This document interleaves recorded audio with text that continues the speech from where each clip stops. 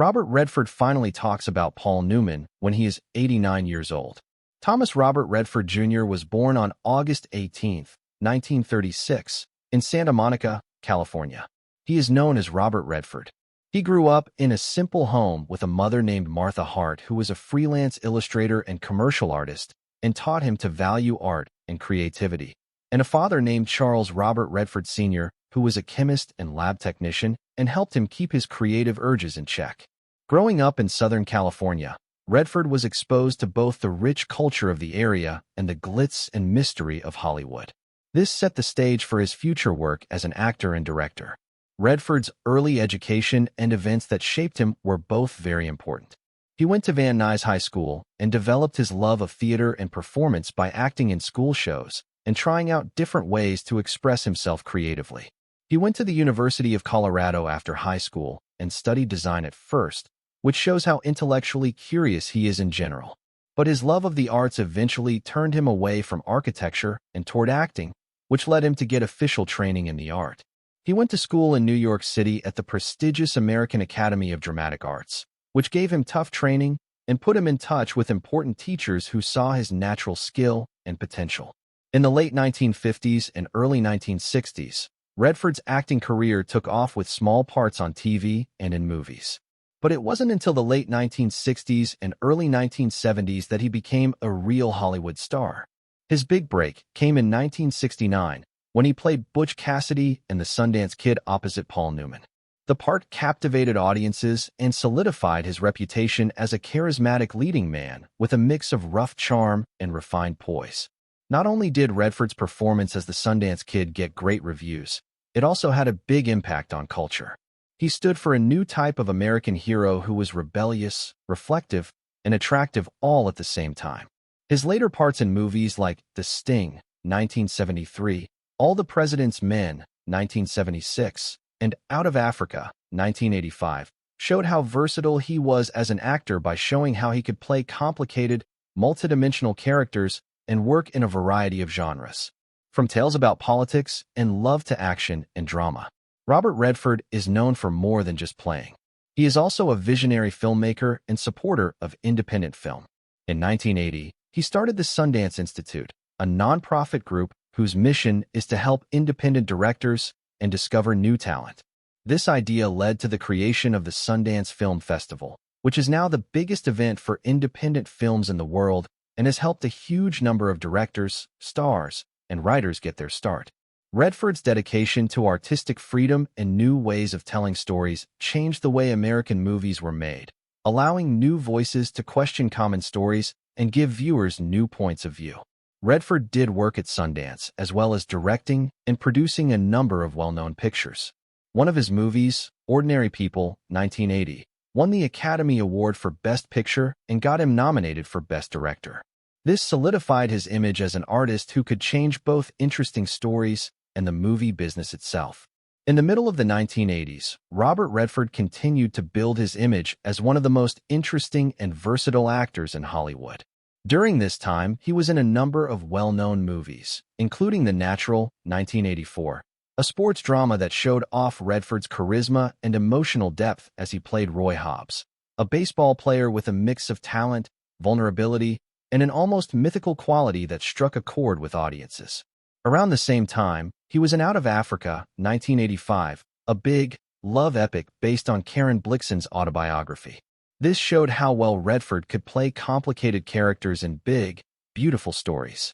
In addition to acting in movies, Redford started to explore his love of directing more and more. This was clear in The Milagro Beanfield War, 1988, a movie he directed based on a book by John Nichols. It let him blend his artistic sensibilities with socially conscious storytelling. Redford steered a story about community, corruption, and cultural identity through this project, showing that his skills went far beyond acting and included a subtle observational style of directing. A River Runs Through It, Redford's highly acclaimed family drama released in 1992, added to his reputation as a skilled director. The movie explored themes of family ties, personal loss, and the subtle beauty of nature. The movie, which starred Brad Pitt and Craig Sheffer, let Redford combine lyrical cinematography with personal stories. It showed how he could get young actors to give strong performances while keeping the tone reflective and almost poetic. A lot of people praised his direction for being sensitive and artistic, which made Redford even more famous as an actor and as a director who could make deeply moving movies. In 1994, 2 years later, Redford directed the movie Quiz Show, which showed how interested he was in American history and moral uncertainty. The movie looked at the quiz show scandals of the 1950s, in which popular TV shows were rigged to get more viewers. It also made a strong case against media ethics, corporate control, and the loss of public trust. By taking on such a controversial and intellectually difficult subject, Redford showed that he was ready to use movies to talk about tough social problems. He also showed how well he could balance dramatic tension, character development, and historical accuracy. Throughout the late 1990s, Redford continued to work as both an actor and a director. He acted in and directed The Horse Whisperer in 1998. This movie had both an extremely moving story and stunning visuals of the American West. Because the story was about healing, both people and horses, Redford was able to explore themes of pain, recovery, and nature's healing power. The work he did on this project showed off his unique ability to direct himself while keeping the story's flow and emotions true, making his image as a filmmaker with a lot of insight and sensitivity even stronger. Redford stayed busy in the 2000s, working both in front of and behind the camera. In the 2007 political drama Lions for Lambs, he played a college professor in a story that looked at how politics, the media, and personal duty affect each other. During his work on this project, Redford continued to show how charismatic and serious he is. He got back to directing in 2011 with The Conspirator, a historical thriller about Mary Surratt and what happened after Abraham Lincoln was killed. It showed that he was still interested in moral complexity, justice, and telling historical stories. The next year, in The Company You Keep, 2012, he once again mixed his two skills. Redford directed and acted in a movie with Shia LaBeouf that dealt with political action, secrecy, and personal responsibility in a way that showed he was still a dynamic, multifaceted force in Hollywood after all these years. Robert Redford married Lola Van Wagenen in a small wedding in Las Vegas, Nevada, on August 9, 1958. This was the start of a long and complicated relationship that would last for decades. One reason for choosing Las Vegas for the wedding was to have some privacy, and another was that the city's wedding venues were already known for being quick and private, even back in the 1950s. On September 12, the same year, a second gathering was held at Lola's grandmother's house to celebrate with family and friends in a more traditional and close-knit setting, letting their close family members join in the celebration and help them make memories that will last a lifetime. Redford and Van Wagenen had 4 children together. Each child had their own adventure in life and a bond with their dad. Scott Anthony Redford, their first child, was born on September 1, 1959, but he died on November 17, 1959, at the sad age of 2.5 months due to sudden infant death syndrome. Scott was buried at the Provo City Cemetery in Provo, Utah. His death left a mark on Redford and Van Wagenen's lives that will last forever. Shauna Jean Redford, their second child, was born on November 15, 1960. She grew up to be a talented painter, carrying on her father's artistic tastes. Later, Shauna married author and writer Eric Schlosser, and the two of them became deeply involved in each other's work and ideas. David James Redford, who was born on May 5, 1962, worked as a writer and film producer, following in his father's path and adding to the creative world behind the camera. James died very suddenly on October 16, 2020. He left behind a collection of stories and art that he worked hard on. Amy Hart Redford, their youngest child, was born on October 22, 1970. She has had a successful career in the entertainment business as an actress, director, and producer, adding to the Redford family's influence in theater and film. There are 7 grandkids between the Redfords. Each one carries on the family name and the personal and artistic legacy of Robert Redford. Redford and Van Wagenen were very close because they had kids together and had been through a lot of the same things. But over the years, their love relationship slowly fell apart. Redford and Van Wagenen never stated in public that they were officially splitting up or getting divorced. Instead, they kept their relationship a secret. But in 1982, The famous entertainment reporter Shirley Eder said that the pair had been living apart for a while, which meant that the marriage was over in a personal sense even though it wasn't officially over. In 1991, almost 10 years later, Parade magazine reported that it was not clear if they were still married or divorced. The article highlighted the couple's continued desire for privacy and discretion in personal affairs, despite Redford's fame. Robert Redford started a new part of his personal life on July 11, 2009, when he married Sibyl Zaggers, the woman he had been dating for a long time. The wedding took place at the fancy Louis C. Jacob Hotel in Hamburg, Germany. In 1996, Zaggers, who was also a successful artist, moved in with Redford and shared his home in Sundance, Utah.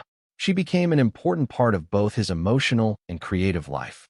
Their marriage showed that they had been together for a long time and respected each other.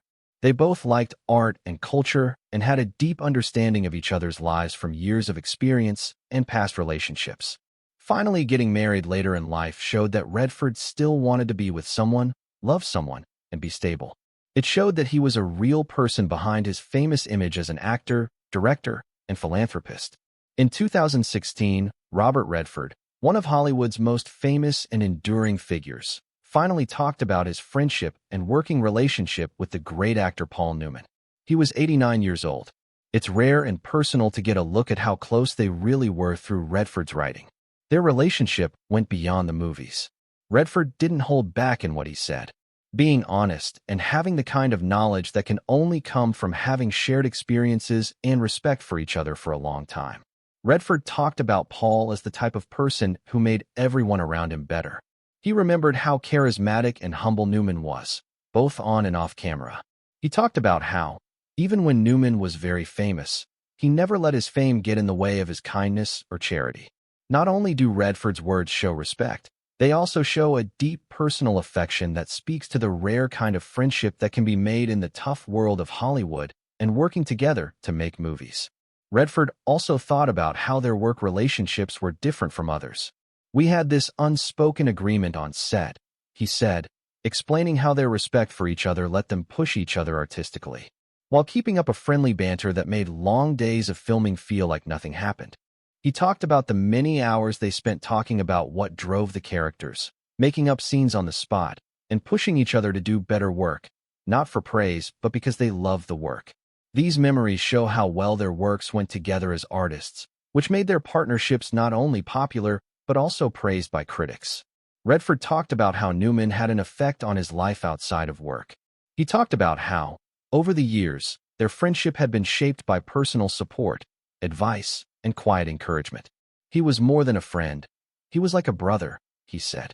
From what Redford said, it sounds like their relationship was a unique mix of friendship, guidance, and shared understanding. The kind of friendship that goes beyond casual acquaintances and changes a person's life for good. Lastly, Redford showed gratitude and nostalgia while pointing out how Newman had an impact on a lot of people, not just them and their jobs. According to Redford, Paul told him that being kind, honest, and having an effect on other people are signs of success, bringing out how Newman's impact is not just in movies, but also in our hearts. By talking about his late husband at this point in his life, Redford has given fans, researchers, and other actors a valuable look into the life of one of Hollywood's most famous pairs. It's a testament to friendship, artistry, and lasting respect that still speaks to people decades after they first acted together.